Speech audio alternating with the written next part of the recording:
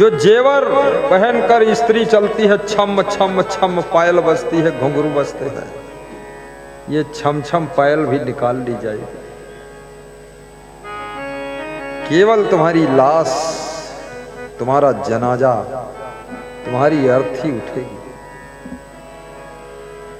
अपने लोग रोते होंगे, पराये लोग हंसते होंगे, बच्चे आंसू पोंछते होंगे, पति तड़फता होगा, पत्नी रौद्र रूप से रो रही होगी, माँ बाप छटपटाते होंगे और तुम्हारी मरी हुई लाश शमशान की ओर चार लोग कंधा लगाकर जा रहे हैं। इसलिए मरने से पहले अपने भीतर की बुराइयों को मारना सीखो, अवगुणों को मारना सीखो, आदतों को मारना सीखो और मरने से पहले इस संसार के मोह को भी मार देना सीखो। तुम मरने के बाद भी फिर जन्म लेने की तैयारी करते हो। क्यों? क्योंकि तुम्हारा मोह मरा नहीं, केवल शरीर मरा है। ममता नहीं मरी, केवल शरीर मर गया है। और जिसकी ममता जिंदा है, शरीर के मरने के बाद भी उस आत्मा को फिर से जन्म लेना पड़ा। ममता तू न गई मेरे मन से, ममता तू न गई मेरे मन से। पाके के और ये ममता की कोई सीमा नहीं, लिमिट नहीं। ये मत सोचना कि ममता जहां हो गई नहीं, ममता और भी कहीं हो सकती है, ये मोह कहीं और हो सकता है। एक स्त्री ने पूछा अपने पति से रास्ता चलते चलते कि तुम्हारा संयम नियम बड़ा मजबूत है, मुझसे भी सुंदर कोई स्त्री निकलती है, उधर मुड़ के तुम देखते नहीं,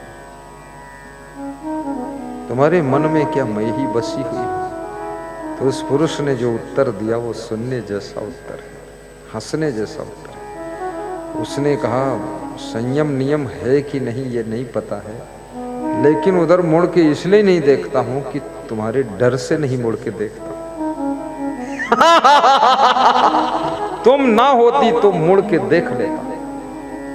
तो स्त्री भी मजेदार थी, उसने कहा अगर चलो ठीक है, मान लिया वही स्त्री आपको मिल जाती और उसी के साथ विवाह हो जाता, तो फिर तीसरी को मुड़ के नहीं देखते आप? बोले तुम नहीं होगी जब साथ में तो सैकड़ों मुड़ मुड़ के देखूंगा। सब जगह मोह हो जाता है। ये ममता, जन्म होता है तो माँ बाप के प्रति मोह रहता है, थोड़ी उम्र बढ़ती है भाई बहन के प्रति मोह हो जाता है, थोड़ा और उम्र बढ़ती है शादी होती तो पति पत्नी के बीच में मोह हो जाता है, फिर और बड़े होते हैं तो बच्चों से मोह हो जाता है, और बड़े होते तो बहुओं से मोह हो जाता है, और बड़े होते हैं तो पोती पोता से मोह हो जाता है, और बड़े होते हैं तो पोती पोता की जो पत्नी आती है ना, बहू की बहू, उससे मोह हो जाता है। थोड़ा और बड़े होते हैं तो पर पोता पर पोती से मोह हो जाता है। रास्ता चलते हैं और मोहित होते चले जाते हैं। कहां कहां मोह हो रहा है। मोह सकल व्याधि कर मूला। कहां से दुख, कहां से व्याधियां पैदा हो रही हैं? ये मोह दुखों का मूल है। जेहि ते पुनि उपजे बहुसूला। लेकिन इस मोह को छोड़ना कोई आसान बात नहीं है। कहना आसान, सुनना आसान, लिखना आसान, बोलना आसान, समझाना आसान। अरे बोलने वालों के अंदर भी मोह गला पकड़ लेता है। कितने कथाकार भी मोह में फूट फूट कर रोते हैं। राजा जनक जिनको आत्मज्ञान हो गया था, ममता तू न गई मेरे मन से। राजा जनक की क्या दशा हुई जब सीता जी विदा होने लगी जनकपुर से अयोध्या के लिए, तो राजा जनक फूट फूट कर रोने लगे। राजा दशरथ ने कहा, अरे समधी साहब क्यों रो रहे हो? अरे दशरथ, बेटी के पिता होते तो तुमको पता चलता। तुमको कैसे समझाऊं मैं कि मैं क्यों रोता हूं? रो रो कर सीता जी को विदा किया। जनक जैसा आत्मज्ञानी व्यक्ति फूट फूट कर रो रहा है, सीता जी भी रो रही है और जानकी की मां भी रो रही है, पूरा जनकपुर रो रहा है। संसार के लिए बहुत बार तुम रोते हो, लेकिन क्या कभी गुरु के प्रति इतनी श्रद्धा हुई है जो आपके एक आंसू आया हो? जब श्रद्धा चरम सीमा को छू लेती है तो शिवरी जैसी तुम्हारी भक्ति राम जैसे इष्ट के चरणों में आंसू बन करके प्रवाहित होने लगती है। शिवरी ने राम के चरण जल से नहीं धोए थे, अपने नयनों के आंसुओं के जल से धोए थे, इसलिए शिवरी का नाम अमर हुआ। जिस दिन गुरु जी तेरा दर्शन होगा, उस दिन सफल मेरा जीवन होगा। गाओ गाओ गुनगुनाओ गुनगुनाओ। गुरु जी तेरा दर्शन, रजिस्टर में नाम भी लिखते जाओ। विश्व कल्याण सत्संग समिति छुहाई टोला अमझोर जैसे नगर की गठित हो चुकी है, जिसमें लगभग 50 लोगों के नाम आ चुके हैं। और भी लोग लिखिए नाम। तुम्हारे गांव में, तुम्हारे क्षेत्र में, जयसिंह नगर में या आपके अमझोर में या आसपास में गुरुदेव का आना प्रति वर्ष होना चाहिए। कम से कम साल में एक बार आ करके आपके मन की बैटरी को गुरुदेव चार्ज कर दे।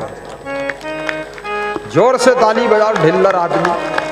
अपने मन के मंदिर में मैं तुझको बिठाऊं। मेरा तो हर साल आने का मन है। जब कभी नहीं आया था शहडोल, तो मुझे शहडोल की याद भी नहीं आती, लेकिन आ गया तो आपके प्रेम में फंस गया।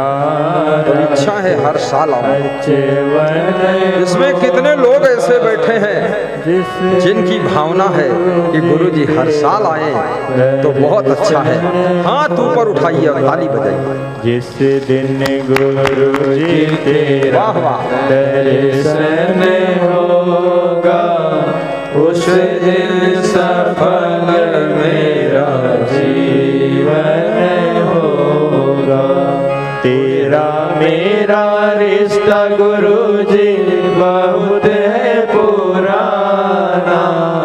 तेरा मेरा रिश्ता गुरु जी बहुत है पुराना।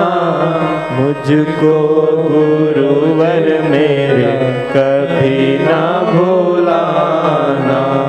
मुझको गुरुवर मेरे कभी ना भुलाना। ध्यान तेरा जब निस दिन होगा, उस दिन सफल मेरा जीवन होगा। जिस दिन गुरु जी तेरा दर्शन होगा, उस दिन सफल मेरा जीवन होगा। ये जन्म जन्म का रिश्ता है हमारा तुम्हारा। छत्तीसगढ़ में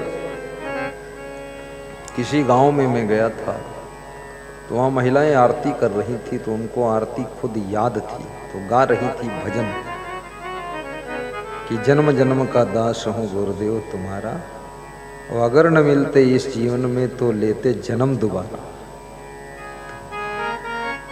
और महिलाओं की भक्ति की धारा के सामने सब पुरुष बिल्कुल साइड हो गए, उनके लिए जगह ही नहीं थी। तो माताएं जोर से गा रही थी, ये हमारा आपका जन्म जन्म का रिश्ता है, नहीं तो पूरा शहडोल यहाँ आ जाता। कैसे आएगा? जिनसे हमारा रिश्ता नहीं वो आ नहीं सकते, और जिनसे पूर्व जन्म में किसी न किसी जन्म में हम मिले थे तुमको, तुम मिले थे हमको, वही यहाँ आएंगे, उन्हीं से रिश्तेदारी बनेगी।